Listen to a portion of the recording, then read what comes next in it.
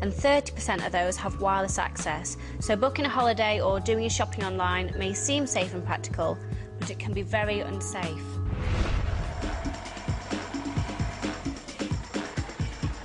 Alex, Paul and Jess are going to try and find out how easy it is to hack into a secured wireless network. They bought some readily available software off the internet and installed it on a laptop inside their van. All they have to do now is cruise around a residential area until they pick up a good enough signal to begin the wireless hijack. How is it?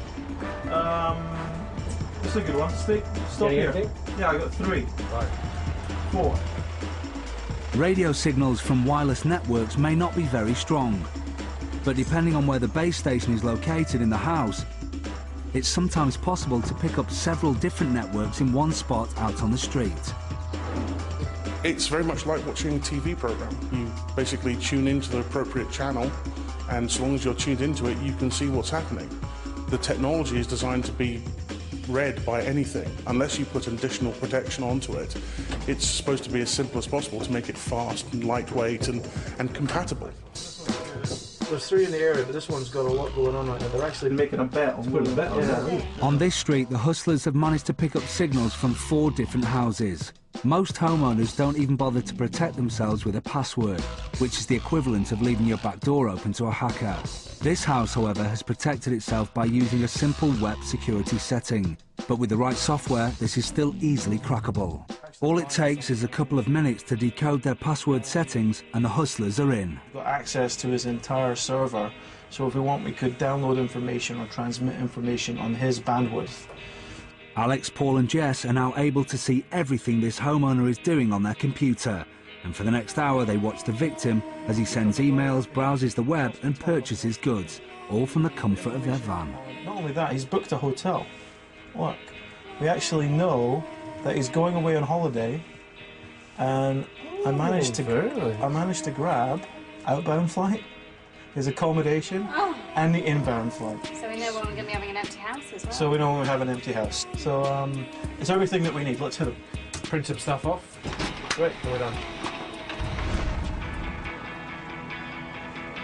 Posing as officials from Ofcom and armed with a hidden camera and printouts of the websites the markers visited, Paul and Jess are about to confront the owner of this so-called safe wireless network.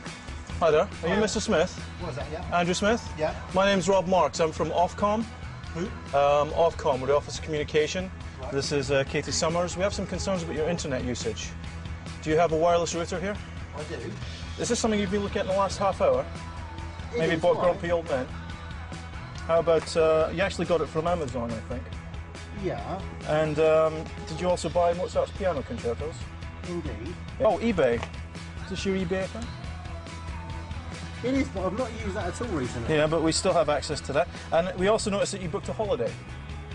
Are these the dates that you'll be away, Mr. Mark? You're standing on my doorstep of my house telling me that you know that I've booked a holiday. And I know when you're going to be away. Exactly. I know exactly when your house is going to be empty. Exactly. What you should really be wondering is how dangerous this could be. Because somebody could park themselves outside of your house. Yeah.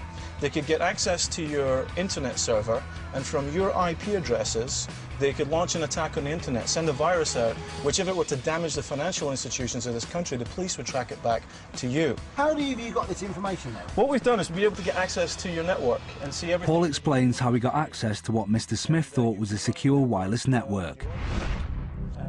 He used software readily available on the internet, and he bought a wireless network adapter for a laptop.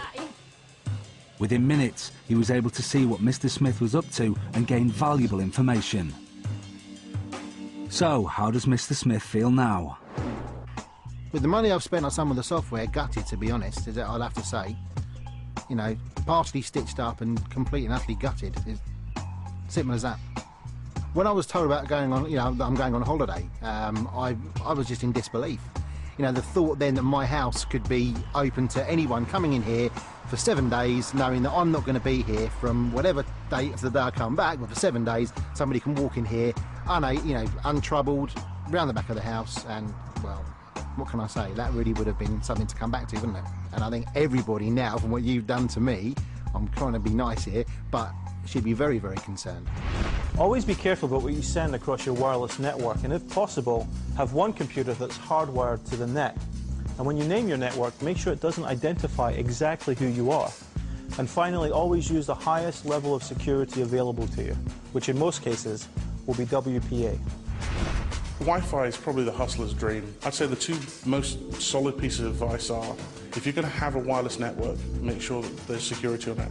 Enable WPA, which is a good system of security that you can have on wireless, and enable MAC address filtering. What MAC address filtering does is says only specific machines are allowed to come in, nothing else can come through.